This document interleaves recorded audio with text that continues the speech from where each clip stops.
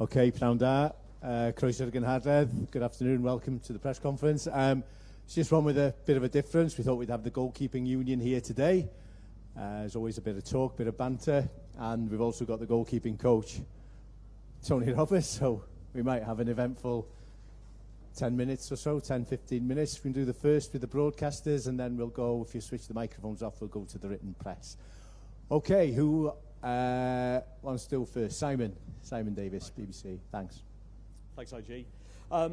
Wayne, let's start with you. We all remember your performance against the Ukraine. Do you think that performance in particular will seal your place in the starting 11, or is it still up for grabs from what you understand?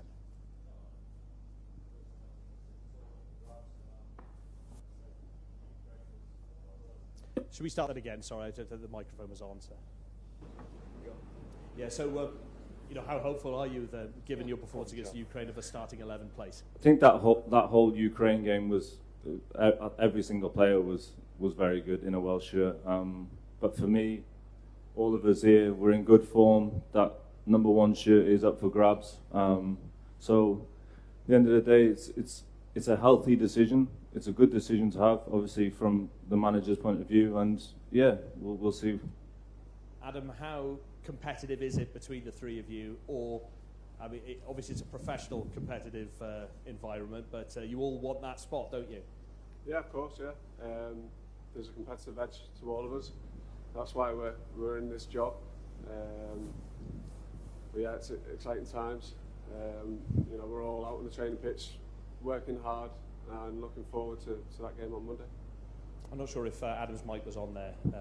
IG, was it? Or? Yeah, Oh, it is. It Sorry, is, yeah. It was just a bit quiet, that's all. Danny, your form at Leicester has been fantastic over the last, 5-6 games. It's coincided with Leicester's upturn in fortune. What do you put that down to specifically? I think it's more just a confidence thing, to be honest. It was, we had a tough sort of transfer market, which everyone seemed to be talking about in the media, and sometimes that was difficult to deal with within the changing room, but we knew all the way along. We looked through the squad of players that we had, the characters as well as the quality that they could put on the pitch. We knew it'd be a matter of time if we could build up them confidence levels, that we'll be back to the standard that we've set in previous years, and thankfully we've gone some way to getting back there. Tony, how much of an influence do you have of the decision who plays? Clearly it's Robert Page's call first and foremost, but I'd imagine you have a major input. Yeah, we'll sit down as a staff and obviously go through the situation, obviously of picking the team off the USA. So yeah, we'll have an input, but it's not just myself. It'll be obviously all the staff members will be having a chat about it. So yeah, of course, you were an understudied, one of the greatest of all time in Neville Southall. So you know what it's like to miss out on that #1 spot and how hard that can be. Yeah, Nev was obviously at the time one of the best goalkeepers in the world, and so I've carried his bags all over the place for 6 years, and I know what it's like to fight every training session, every camp that we meet up. But just got to keep on going and work hard, and that's what these boys do. Every camp that they turn up to, can't fault them. They're all different individuals, and they've all got high standards, which they like to say in training. They go through every session. Just a final one to Wayne. I know you say it's up for grabs, but do you feel you're in that you're in the main frame to get that position, given that you have started the games leading up to the? No, not really.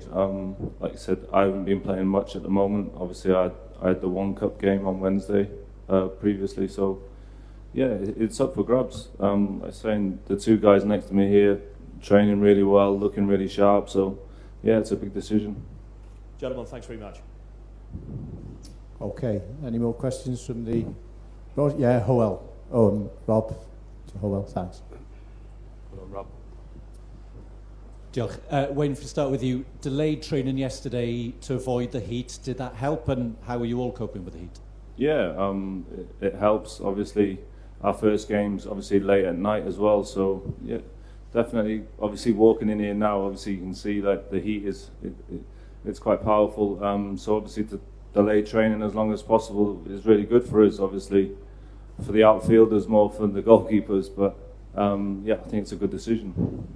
You know that second game will be at 1 p.m. though. Do you think by then you'll have acclimatised? Well, fingers crossed. Also, fans have just been told that there won't be beer at the grounds. Doesn't impact you directly. Do you think it'll impact the atmosphere? I hope not. Obviously, we all love a good atmosphere, and with the Wales fans there, obviously, they're supporting us, our 12th man, so I'm hopefully it won't distract them in any way. Jeff? Any more from the broadcasters? Yeah, Phil Blanche. Yeah.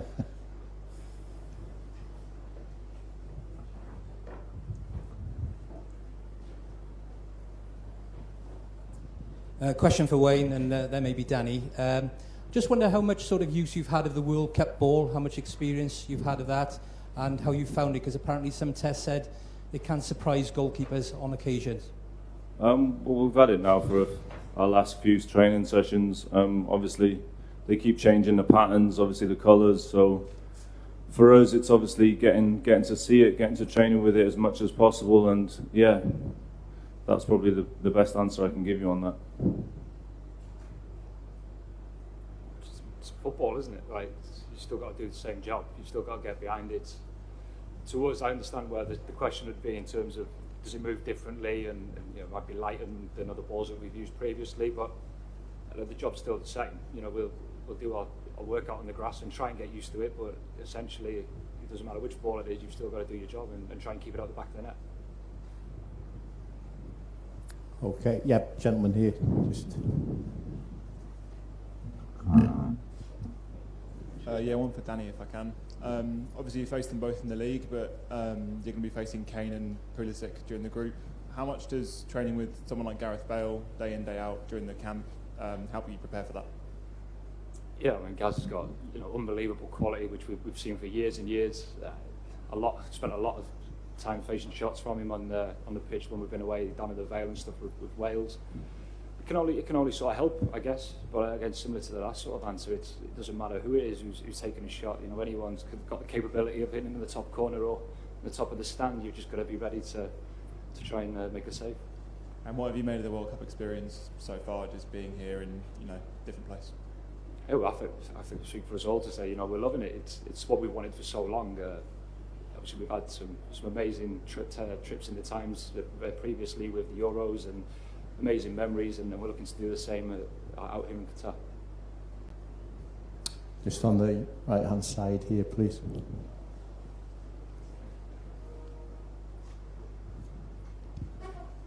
Thank you. Hi, good afternoon. Alejandro Munivar, Colombia. Coach, what are the sensations, the first sensations you have after some days here in Doha? What are the feelings, the sense you have of the country and how this can affect your team in the first match against USA? Yeah, obviously there's the conditions, the heat. Came here the other day as a staff, and obviously seen the facility, the pitches are the same, like I say, the balls are the same, as Danny said. So basically it's just getting used to the heat. I mean, we put, like I say, the other day we put back training, so because we felt it was too hot for the first time, but we came here today, we're going to train obviously the same time, but as in, it's just, we're taking it just as normal and like trying to just get used to this heat. Okay, thank you. We'll move on to the written press then. If you can just switch the microphones off for the next 5-10 minutes. Who wants to go first? Gary Jacob, yep. Thanks, Gary. Danny, you were saying the other day that you and Wayne went to a game, a Wrexham game a few months ago. Can you just explain maybe about your friendship? And obviously, you're obviously competing for the same position, but you still had that friendship. Can you kind of give us an insight into that friendship?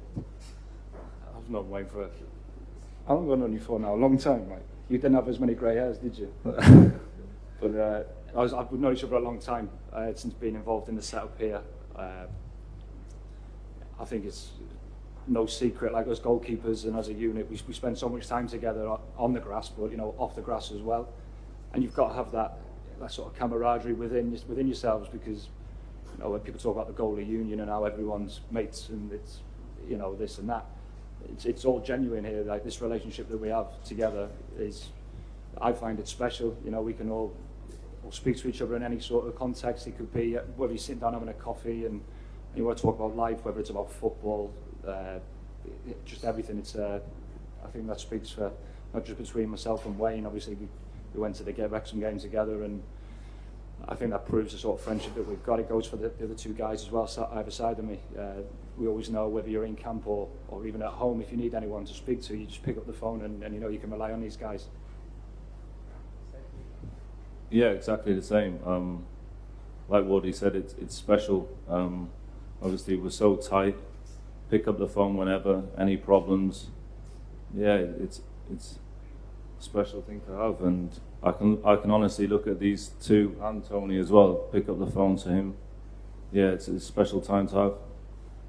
Can I ask Adam a question? Obviously, I know you're known as DJ Dovo. Can you give us a little insight into this into this DJ? Yeah, so obviously house music is my favourite type of music. I've always wanted to learn how to DJ, and one of the lads at my old clubs could DJ, so I said to him, listen, you've got to teach me. And yeah, he taught me how to do it. And then recently I brought my own decks in the house. The missus ain't too happy about that. And yeah, I can chuck a few tunes together, and yeah, they come to me for the music. Yeah, Gunter as well, yeah. So me and Gunter will be in collaboration. Back to back. Yeah, gentleman there. This question is for all three of you, since we have the keepers here today. Thinking back to when you first started playing, what drew you to becoming a goalkeeper, and how did that foster your passion for the game? I mean, what was it about the position that really grabbed you? I had no choice. I started playing at a team in North Wales, Harding Rangers, where obviously I didn't want to. Growing up, I was only a child, maybe 6 or 7. Everyone wants to be a striker and score all the goals, don't they? It was apparent after maybe 2 or 3 training sessions that I was a little bit over-enthusiastic, if you like. And the manager asked my old man if he could put me in goal, because otherwise I don't think we'd have had a team, because of that over-enthusiastic way that I had, let's put it politely. So that's how I ended up being in goal. And I don't know, people call us strange for, obviously, in a football smashed at you from you're putting your body on the line all the time, and it might not sound enjoyable to some, but it's I don't know, maybe it's something within us which we actually quite enjoy. Adam? Yeah, so I was always jumping around the house, doing roly-polies, trying to do backflips, front flips. And then when we went out on the football pitch, I was always good at getting in the way of the ball. So I did play outfield for a little bit, but obviously wasn't good enough for that. So yeah, just stuck to being in goal, and I've done all right. For me, mine's quite simple. I wanted to obviously be like my hero, Neville Southall. Obviously, everyone knows back home what he means to me, and yeah, he was a great inspiration, and that's how I started. Okay, James, and then Ian. Thanks. Can I ask a different question to everyone, if that's all right? Adam, about the music, could you, when you sort of come up with some tunes, depending on who you're playing against, will the sort of playlist vary depending on the opposition, or what sort of tunes are you going to play in the changing room before the match, please? Thank you. The majority of it would be house music, so very upbeat, a lot of drops, a lot of bass, and if there's a mix that wins, you stick with that mix because it's a winning mix. Yeah, I don't really, change it for different teams. Like I say, Gunter as well does a lot of the music too. So he's been here for years. He's a known dressing room DJ. Yeah, and just like try and get the lads up for the game. Thank you. And Danny, can I ask you? I mean, a few of us cover Leicester. We know that the start of the season wasn't easy for everyone at the club, but your form and the whole team's form seems to have been really good of late. Could you just give us a little bit insight into how it was earlier on in the season and how it's going now, please? Yeah, I think it was just a confidence thing, to be honest. It was well documented about what happened in the transfer window with maybe not so many players coming in, and then obviously players that moved on. It was maybe a bit of instability within the club at that time.